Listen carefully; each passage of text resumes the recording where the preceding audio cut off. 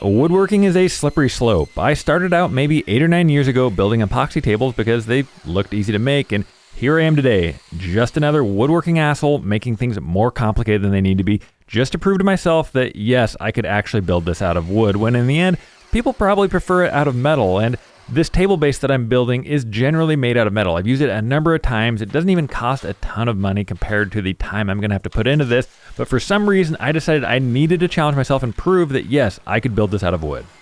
Unlike those lazy metal workers that can just go buy tubing that's the exact size they need, us woodworkers have to spend a day and a half machining down this raw wood to get to the point where we can then start the woodworking process. And I was pleasantly surprised that this wasn't the most complicated project I'd ever done. I thought it was going to be before I started, but in the end, it was just a matter of getting the angles right and kind of mocking everything into place and figuring out how to tie everything together. And at this point, I had it just mocked up and knew that it would work, but now I had to kind of permanently tie it in there. And to do that, I used kind of a thick epoxy mixture with these deck screws, and then I covered those deck screws with these wood plugs.